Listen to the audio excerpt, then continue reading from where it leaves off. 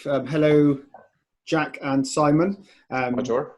Hello, We George. are edition 8 of the Isolation Podcast, where we are joined by Simon, Metabolic Movement, Jack, Fitness Lab. Yeah. Okay, Yeah. Fitness Yeah. Lab. I knew it.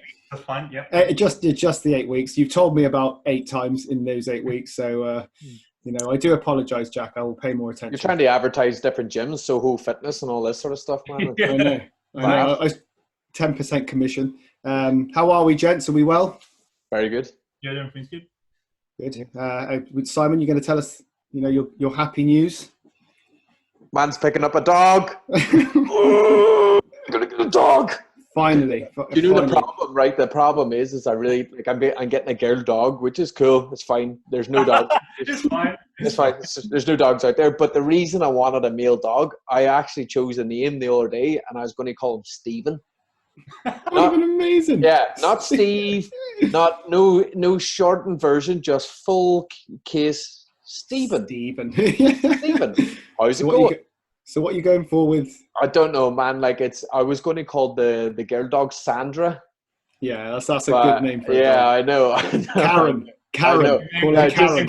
Outing in the forest, isn't it? When you're looking for Yeah. Sandra! Sandra! The dream I always had was that like I'd have a dog called David or Stephen or something, and I'm shouting it like you said. I'm like, "Oi, Stephen! Stephen!" And then somebody turns around like, "What?" And then I'm like, "Man, that's weird. That's my dog's name. Why you got a dog's name? What is the matter with you, Stephen? Yes. Have a word with your mum and dad. Yeah. God. But also the other good news is I'm not dieting anymore. I bet that's a dream, mate. Yeah. I bet that's an absolute dream. Well, there was the dream, but I ate so much food on Saturday I threw up in the middle of the night. Did you actually? Really? Seriously? I did. No, honestly, I did because I had 4 birthday cakes. And there's just when it hurts, when it's like the top of your belly and it's not moving anymore. It didn't go anywhere, and it just had to come out when I was going to the toilet at like 3-4 in the morning. Oh no. Yeah, but it was worth it. Yeah. Well, happy birthday, Simon, by the Thanks way. very much. Thanks very everyone much. What way to spend your birthday? Yeah, no, it was great. Eating, vomiting. Yeah. Simon got a really, really sweet happy birthday sung to him by an incredibly handsome dude and his 2 daughters. Yeah, I was cool actually. Yeah. I didn't like the guy though. Yeah. So me and my kids sang happy birthday down the WhatsApp. Oh, you were talking about you. Yeah, okay. Yeah. Well, didn't get it from the handsome dude then, though. Nah. If you had said Baldwin guy, maybe. Oh, come on, it's finally growing. Finally, I've got some growth. Like, fine. Apart from the bits that don't grow. That don't everywhere grow. else, it's coming. Jack, what's been up to? Jack's had a good week. No, had a good week. It's been alright. I had my bike stolen this morning or overnight. You're joking me. No. Yeah, from like inside the apartment building. So London's brilliant thing.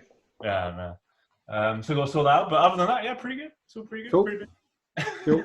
I feel like I'd like to bring a bit of joy to everyone and share my joy with everyone by explaining my banner. My banner is to celebrate the start of the Bundesliga. We finally have football on the television again.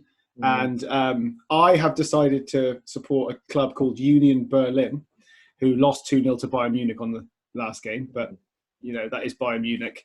The reason I want to support them is because they were going to go into administration a few years ago when they were in the second tier or third tier of the German league. And millions of their supporters gave blood and donated the money to the club, therefore saving the club. Class. And now they're in the Bundesliga. Wow. So Class. I now support Union Berlin. So If you were a supporter and you did that, you'd feel like you own the team. Like, well, I pretty much have got shares in there. My blood's in there. Like, yeah, they bled for the club. Yeah. They bled for the club, literally. So, that's the reason why I've supported in a very, very controlled, clinical way. It's the German way. Yeah. So how will we save the club? Clinical fashion. Just like the way they've countered coronavirus, to be honest. Yeah. They just sorted it out. There's a virus coming. No, it's fine. It's fine. Got it. We'll deal with this. All right, guys. So Welcome to anyone who's watching. Today we're going to talk a little bit about exercise progressions. It's a fairly big topic, so we're going to talk about squatting and deadlifting. The subject is basically going to be how can you get someone squatting and deadlifting, basically, yeah. And how are we going to get someone to do it? Who wants to do a back squat to get there if they've never weight trained before, and we feel they have the capability to get to a back squat, and what to do with people, how to train them towards a squat if we don't think they can do a back squat. What sort of variations have we got to offer? Okay, so should we start with you, Jack? So for a squat, the first place I would start, obviously, assess like we've said before loads of times, you assess any sort of movement positions through an assessment just to find out everything about how the person would move anyway. But if you just take all that aside and just think about generic progressions, I would probably start either with an air squat or a counter movement squat or a counterweight squat, counterbalance squat, whatever you want to call it. Yeah. That's normally where I start, and that just, for me, is the best way to get someone to teach the squat pattern. A counterbalance squat, such as like a ball squat, or... So you just simply hold a disc. Okay. 5, just out in front of you, so just acts the weight. That's like one of my favorite things to get people to learn the pattern with. And then probably from there, that translates nicely into a goblet squat. So the load is still in the front, you're just taking it closer. And then normally goblet squat, I would then go, well, that's a long period. It's not like you do a goblet squat for a week, the next week go up. From then a goblet squat, then it's kind of a gray area. Some people think, oh, maybe you could go front squat after that because in that same position, the load being here is the same. But then obviously it depends on the individual, because front squat, the position to be there is super hard for people. You can use straps and everything, but depends. So you could go in a couple of avenues. So you could either go front squat or you could go safety bar squat. So the weight distribution, safety bar, genius because of where the weight, the position, and then that again could easily be then progress to the barbell front squat, then the back squat. That's the normal route I would take. If you just laid it out in simple steps like that, that's the route I'd go. And how long typically would you spend on one variation? So how long would you spend on the goblet squat, for example? Good question. So for me personally, as long as possible to get the most out of it, like easily get them up to, I don't know, using the heaviest dumbbell in the gym. So why not go all the way up to being able to do half their body weight for reps? And like 30 kilograms, 40 kilograms, even 50 kilograms, why not? It's such a good exercise. But obviously, as a coach, you don't want it to be really dull and just doing the same thing every week. It could be a bit boring.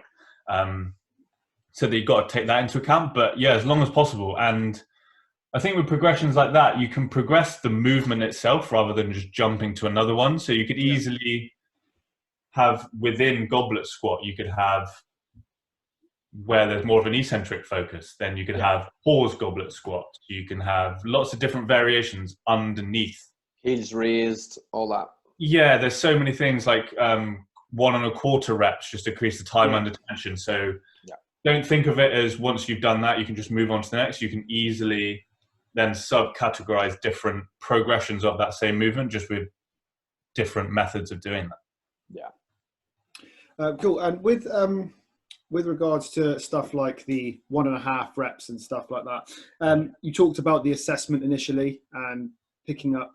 And we all know often people's knees kind of come in very early on when they start doing squats, when the load starts going up. And would you use stuff like the 1.5 rep squats and maybe some pause squats to kind of overload the areas where you feel like they're at their weakest, so at the point where they come up, if they curve their back at a certain point, or if their knees drop in at a certain point, would you use kind of pause reps in those areas, or is that just because you want to increase time under tension? Yeah, exactly. You can use it to reinforce the movement pattern. So something where like a squat with an eccentric focus is really good for that, because some people, like, you can just drop down into a squat and come straight back up. There's no real time to think about the positions you're in. And so something like a pause squat, I feel sometimes is best for that, just to understand the position. But then like for me, sometimes the knees coming in can be overplayed, like especially when it's getting heavier, like it Yeah. happens. If it's Look at some of the top athletes in the world. yeah, exactly. Like if they're pushing themselves and it's heavy for them, a little bit of it, like it's gonna be okay. It's not like, oh my god, you can't do that weight. It's okay. If obviously if it's absolutely dramatic and they're gonna ruin their medial ligament, obviously you stop them. Yeah. But And if it's rep after rep after rep, I guess if it's yeah, exactly. Yeah. But if like, okay, we're going heavy today, we're doing a couple of doubles once they're at that stage, then if it happens once or twice and they're pushing the limit slightly, then it's okay. But yeah, you want to have it in a position where it doesn't happen, like you said, all the time. Yeah, cool.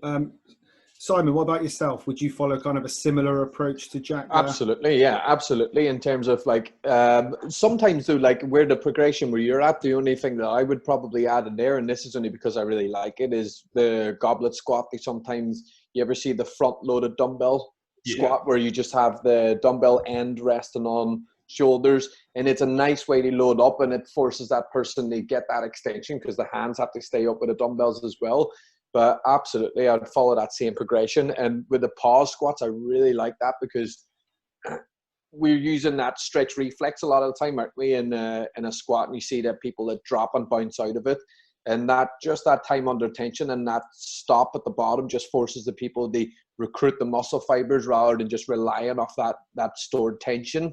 And that can change, if somebody keeps leaning forward in the squat, their knees collapsing or chest collapsing, it just forces them to be under control the whole time. And I really like that works. And then obviously all the rest of it progressing on, I would definitely follow that. Dumbbell squats though, how do you feel about them? Where you have the hands by your sides. I have a hit and miss with them because sometimes I find it really awkward. You have to miss the knees, you have to elevate the feet. Yeah, it's not my favorite. No, it's not. It's not my personal favorite to use all the time. Yeah. You can use it. Obviously, it would be an individual case by case that I would use it. So, like, you can have them where we have your stance a bit narrow. So you go more like bodybuilding. If someone was want to put quite a bit elevated on quads, then it's a good tool to have. But for the general person, probably not. Sometimes the only times I implement that really is if I have somebody who is very cautious of their spine and their back working. And not that the goblet squat forces it to work massively because you end up being in a really upright position because of that. But just the load being low by the hips sometimes makes it more comfortable for them to do the squatting pattern. And then eventually I'll progress that on. Once the confidence is built up, I'll progress them on the goblet squat after. But I definitely put a dumbbell squat would be far lower down the food chain than a goblet squat. A goblet squat's a lot more technical, isn't it? Yeah, I use the side loaded dumbbells very early. So what I tend to where I tend to start with people, as you guys probably know, people come and see us when they initially come and see us. How often do they come in with knee problems or hip back problems? Yeah. So what I tend to start with eccentric focused box squats. And it's just much easier to load the light dumbbells at that point. And I get them to the focus on the eccentric, start to get their knees and hips their lower backs used to squatting in the correct way. Yeah. But like you guys were saying, once they're away from the box squats, I then tend to put them into a goblet squat. I like the counterbalance squat because people who struggle with balance when it comes to getting their range of movement, just putting that there keeps them upright.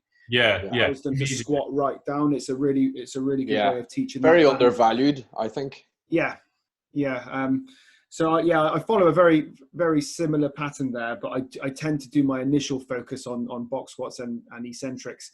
That gets them used to the back position. And like you said, Jack, to be honest, when you said about staying on a particular exercise for a long period of time, I sometimes have the box squats in there as their A exercise for 3 phases. Easy. You know what I mean? So much time. To some degree. And then what's really what I like to use as a kind of a motivational tool for people as well is when it gets to, I've done the box squats for the phases where I feel is necessary. Once they start moving on to, let's say, a goblet squat is the next squat in my programming, the box squats might be part of the B series then, or the C series in the workout. to which that's a really good motivational tool for the clients, because I say, look, these are the exercise. How demanding were you finding this exercise we've got right down here when we did it first? Now we're doing this exercise, and this exercise, which you're finding really tough, is kind of becoming an accessory exercise as well. So just touching a little bit into client motivation there. Also going on that though, like, because let's not get it twisted. With squats, I would always go for a single leg exercise before I even start to make somebody do squats. If I can, step ups on the split squats, on the rear foot elevated, on the lunges, and so on and so forth, because there's key teaching cues there, you know, with the chest up position, the tightness in the upper back and the lower back, the ability to be able to stabilize while you're moving, but then also, like we said in the previous podcast, the fact that you're building single leg stability and you're creating balance, because one leg might be very dominant. We always see that.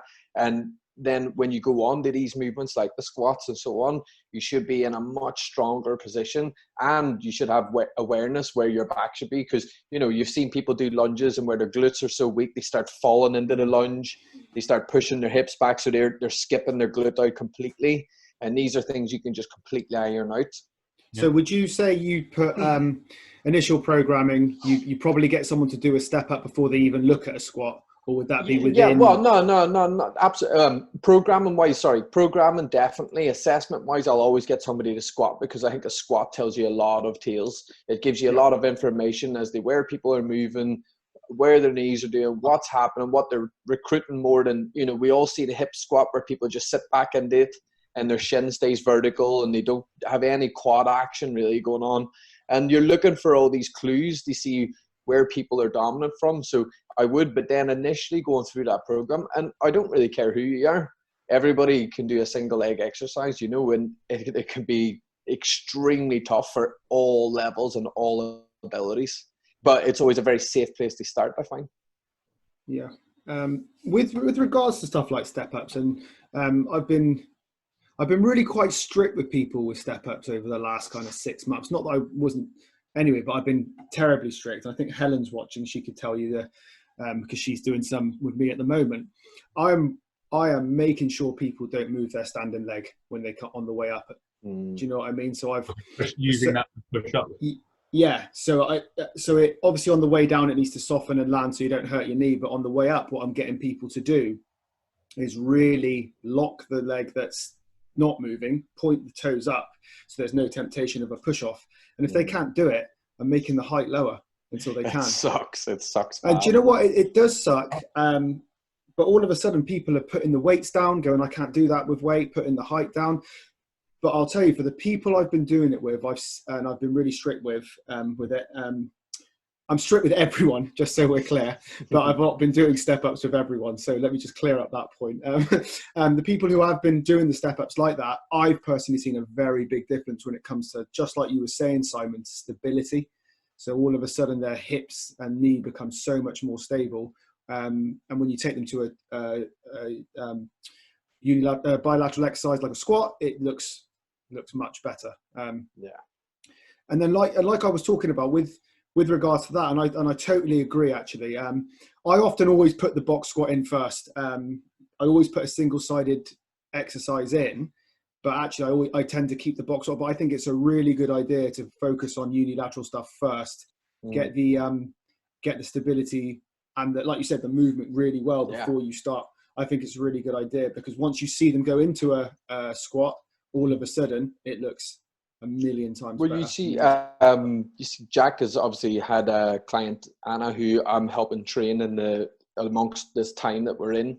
But I believe she was doing safety bar split squats at 40 odd kilo, if not more. I mean, that's incredible.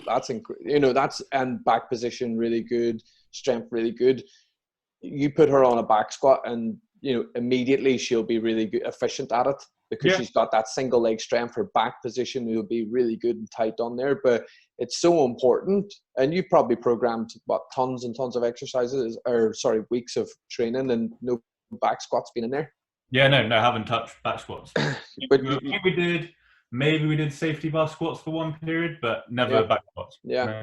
But I mean, she's developed really well. Her strength is really good. And it's just, I think nobody likes single exercises.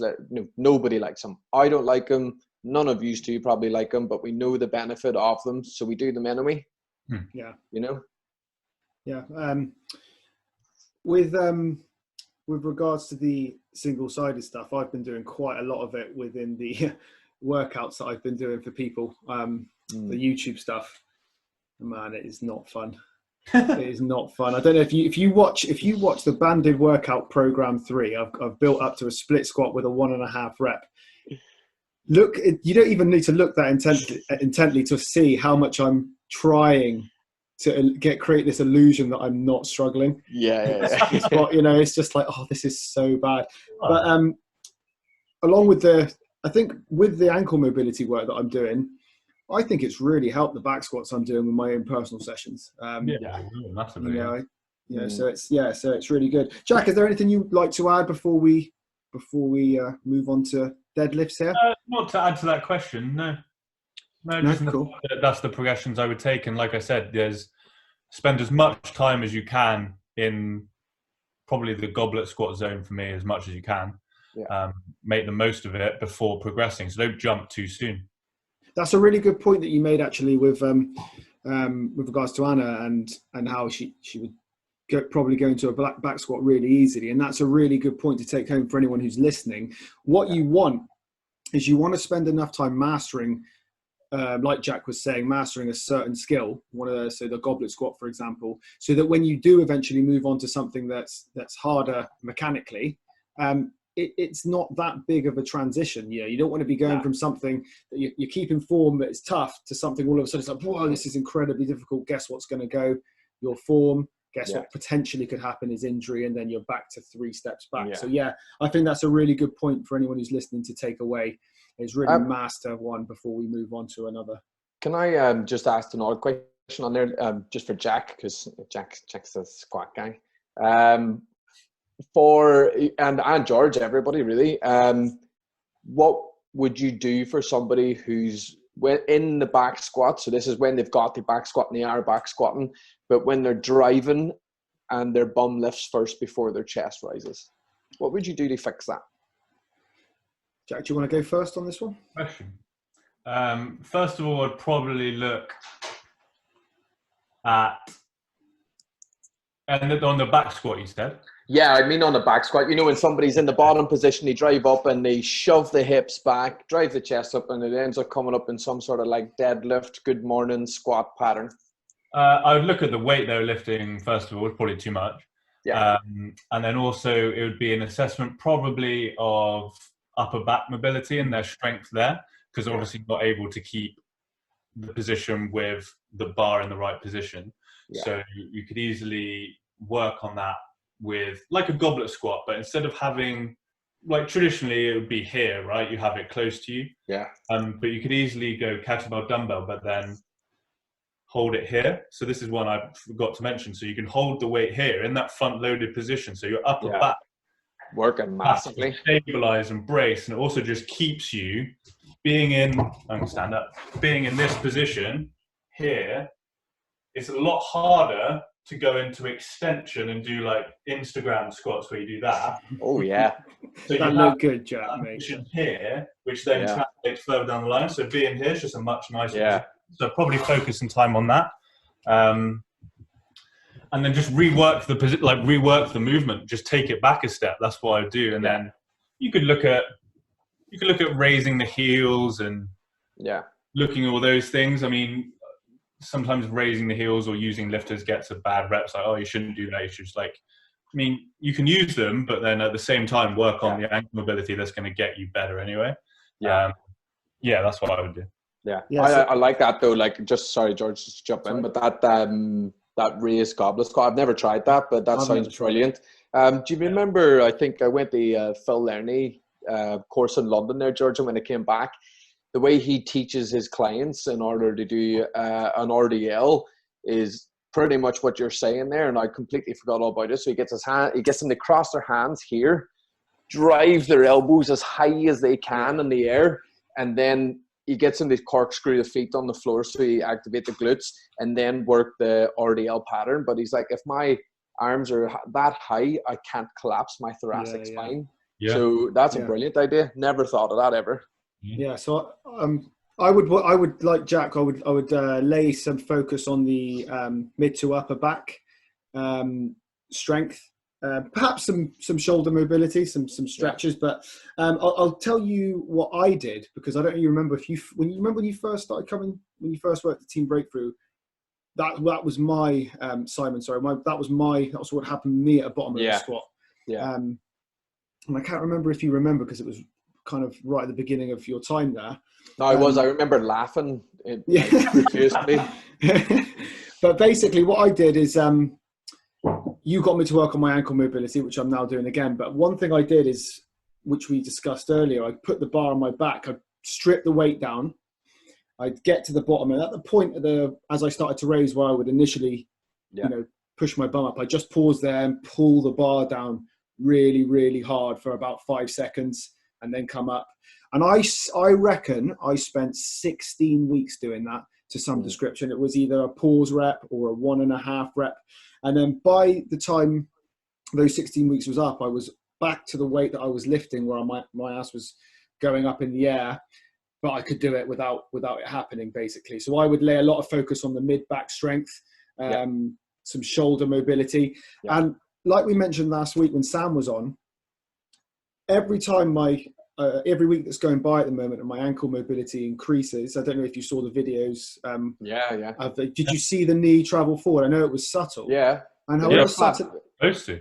Yeah, and however subtle that change was over the week, my mid back just felt like it was doing way less than it was the week before. Yet I was in a much better position because. So those are the two areas. So I heavily on mid back and ankle mobility as well.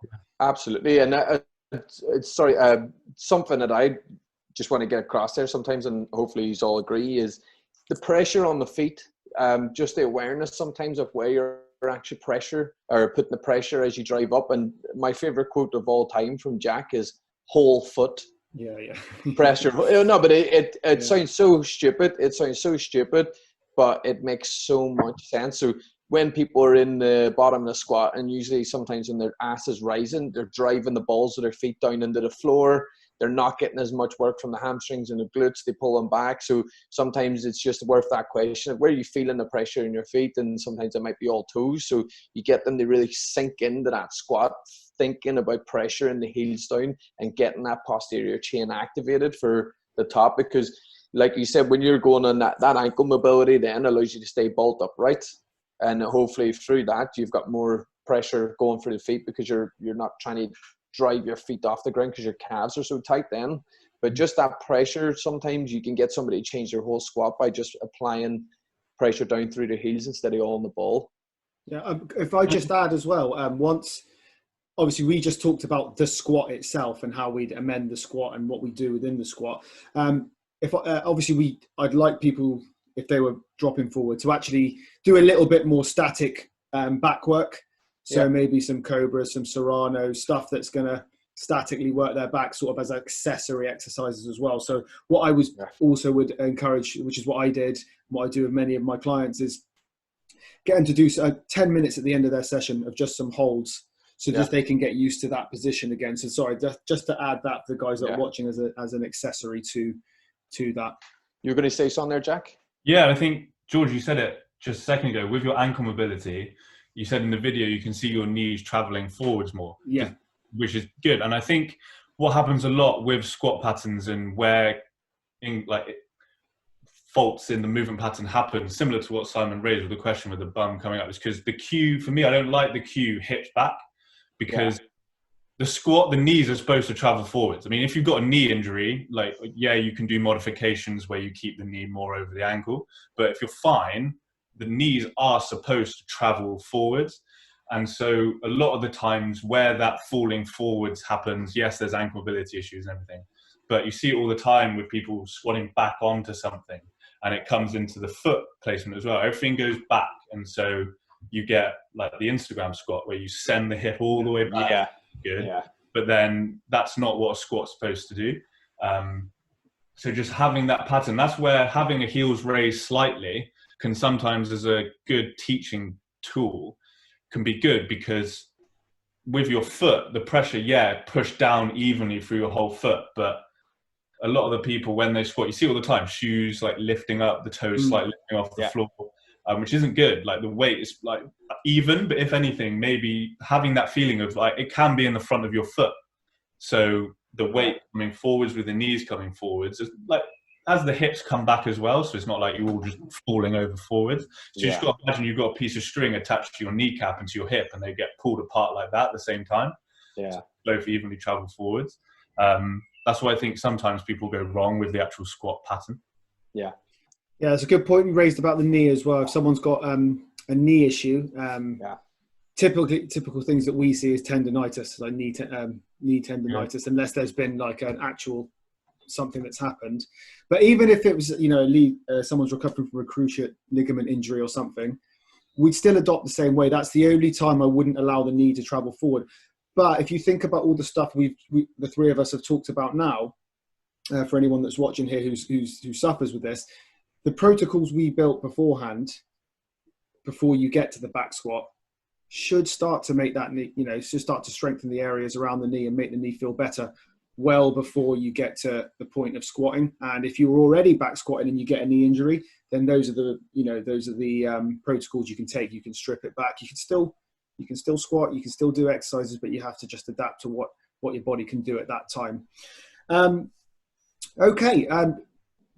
We're being quite strict with time, everyone. So who's watching? We've realised that the podcasts are going on for about an hour and a half. So we're trying to be a little bit stricter. So bear with us here. We're going to move on to the deadlift. Same question, really. And I'll start with you, Simon, seeing as we started with Jack on the squat. Progressions all the way to a straight bar deadlift, from A all the way to... Well, so they're floor not deadlift, lifted. then? Yeah, so not lifted Deadlift, ever before to lifting a straight bar. Cool. So I start... personally, I start with trying to teach back awareness, because it seems to be the most important thing when you're getting down into that whole position. So I use a stick quite a lot with people in the starting phase, and I'll put them on the 45-degree back extension, and then I'll start teaching them how to do a decent back extension where they're using their hips and not moving their spine, because a deadlift is all about creating stiffness in the back and then working around that and using the hips as your levers and driving the legs. So I'll start with a back extension using a stick, and then I'll move it up the horizontal back extension. I'll take the stick away so we can start getting the feeling, rather than using something like an implement. They get the feedback. They're starting to get the feedback themselves because they're aware of what their hamstrings and so on should do. Then I move from that phase on to an RDL, because again, it just teaches that, unlike the squat, it teaches that hip back motion. It teaches that stiffness in the upper back, and teaches them not to move and drop the chest. From there, so it'll be a dumbbell RDL, barbell RDL, and then I'll start working kettlebell deadlifts. I think I'll break it down to a kettlebell, just because a kettlebell is really nice. It's in between the legs. It's more of a vertical pull. You don't have to hinge so far forward, and you can start setting them in that position. So getting them tight at the bottom, and the load goes from 4 kilo up to 30 odd kilo. And then when I'm happy enough that when they're driving out of there and they're able, because we see it all the time in the gym, people can't even start in a good position in a deadlift half the time. They don't know how to get themselves down, get their shoulder blades back and down, get their lats contracted. So a kettlebell's nice and simple. Then it would be on the hex bar deadlift, because the grip is perfect. It's a halfway house between a deadlift and a squat. The load is central to the body, so there's not as much hip hinging needed, but you still get the same tightness. You still get the same feeling. You're picking the weight up from a dead weight on the ground. And then when that becomes, and again, like Jack said, that can take a long time to get there. I can take and then when you're on the hex bar deadlift, that can be a whole year of training on that if you wanted, or more. And then only when you're happy with that, then you can progress and then do an Olympic bar deadlift. But that would be the series, without teaching them what you mean, because I can shout neutral spine, all day, and somebody's like, oh yeah, cool. If I haven't taught them it, I can't expect them they know what it is. So by the time that they get their deadlift, when I say to them, I need a neutral spine, or I need you to puff your chest up, I want them to know the cues before they get to that place. Yeah. Similar for you, Jack? Well, it's funny you actually say that. If I had the option of a back extension and be able to use that, yeah, we don't at our gym. So actually the sort of progressions might be slightly different. So it might be quite good that if you don't have one in your gym to have a different route. Normally, I personally start with a raised kettlebell deadlift, just to learn that position. And then in that, to learn, because for me, there's like quite a few important things that translate, so I try and get it in early, is what to do with the person's feet, and then also what to do with the person's back. So with the foot, I'd get them in the position for a raised kettlebell deadlift, which is like, it takes its time if you need it. Like there's certain adaptations you can do. But what I like about the raised one is the position they're normally in with the height of the kettlebell and the blocks they're on. They're 90% of the way to an RDL, the bottom position of an RDL. Yeah. So for me, I like how it then translates. I can then just go, you know, the kettlebell deadlift we've done for 6 weeks, you know, that start position, you basically find that. And I've just, from my experience over the last few years, that's I found works quite well. But the things I add in for the feet is to think about the 3 balls of your feet. So the big ball, the little ball of your feet, and your heel. So like the first set, that's the only cue I would give for the feet, get them to push down into those 3 points. Then the next set, I would add another layer of that to get them, Simon, you said it earlier, to screw the feet in. Yeah. So you have that thought of pushing your heels together and turning the toes out without actually doing it. And then the third layer, which I try and get in early, is to pull the kettlebell down and back into you. So then you get like lats are involved. And you can do that, you can get them through that feeling. I think I mentioned it ages ago. A cue I like to get them to actually feel people's lats is in a bent over row position with a straight arm.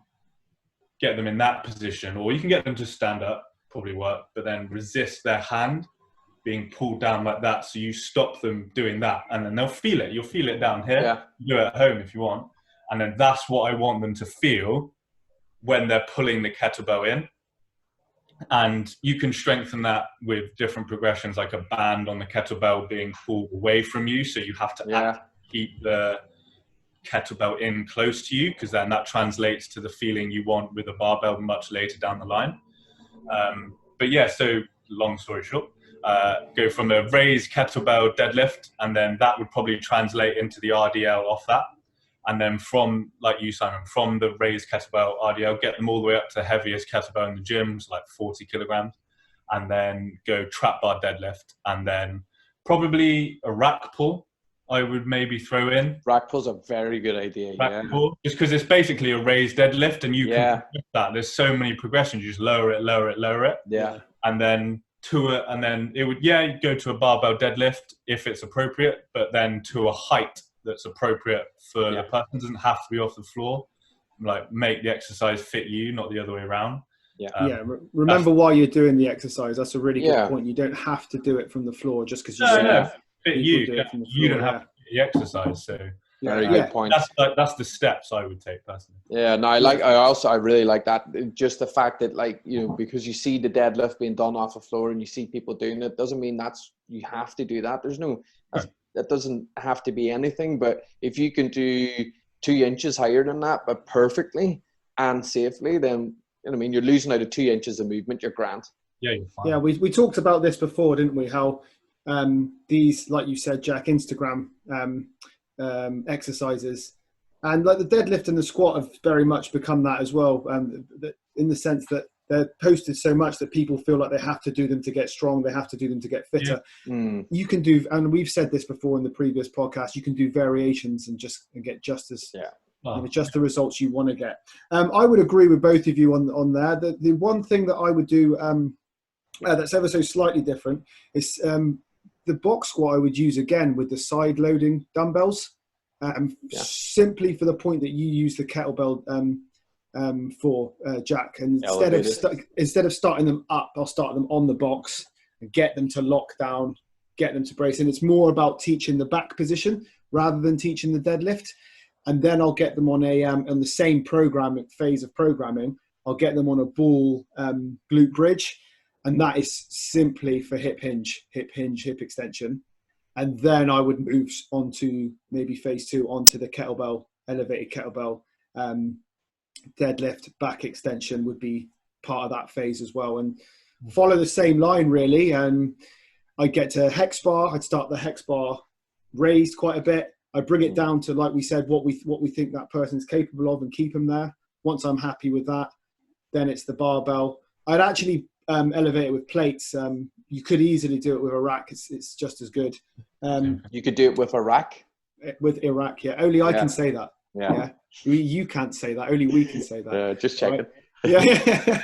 Yeah. So, yeah, I think that's... And just bear in mind for anyone who's watching, we've just talked a year's worth of progression there. Potentially, or more, maybe more.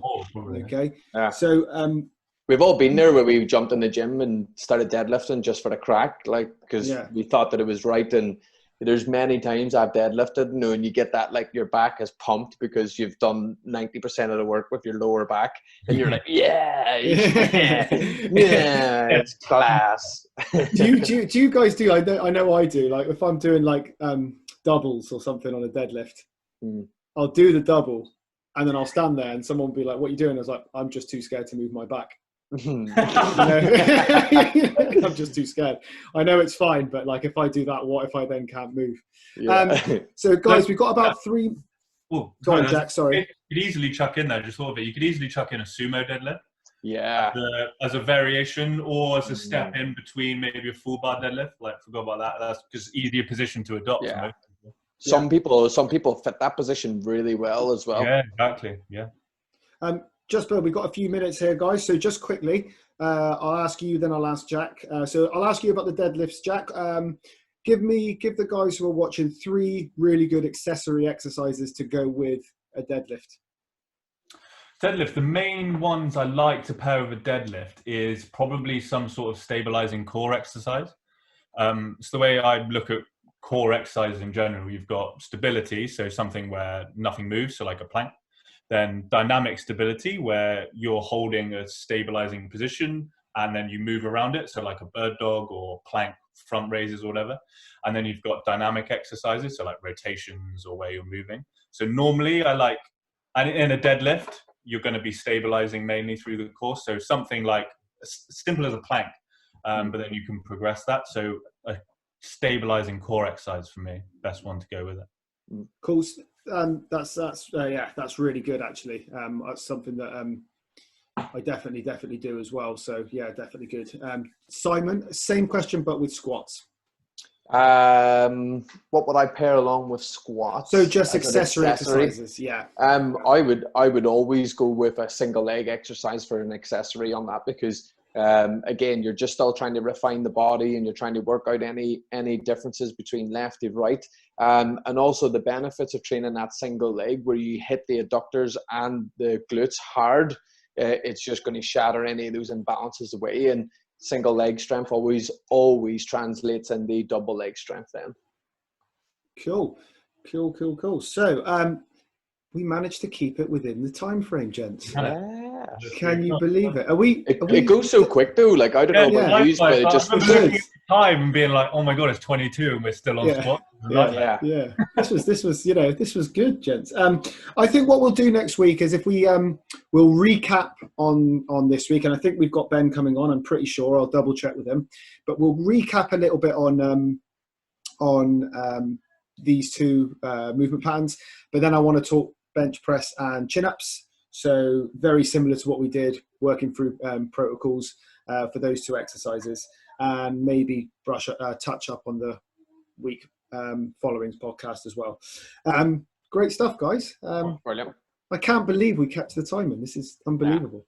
Yeah. But I mean, there's still room to talk for hours more. Yeah. Great. So same time next week. Simon, myself, and Jack will be here. Please tune in. Remember to look out for Simon's 3 core exercise workouts Monday, Wednesday, and Friday, 12:30 live on Instagram. And my daily workouts, which I update times in each week, Monday to Friday, for 2 kettlebells, 2 bands, and 1 stability workout. This week it's knee stability, guys. Knee stability. Okay. Good to see you, lads. I'm sure you'll look forward to next week's banner. So, thinking of something new each week. Simon, you better send me loads of pictures of the dog. Oh man, I'll send both of these pictures of the dog, and most of them will be me going, "It's a little puppy, it's a little pieces." Yeah, sweet. All right, guys, have a good luck with the bike, Jack, as well. Thank you. We will see you in a week. See you later, guys. See you later. Bye, guys.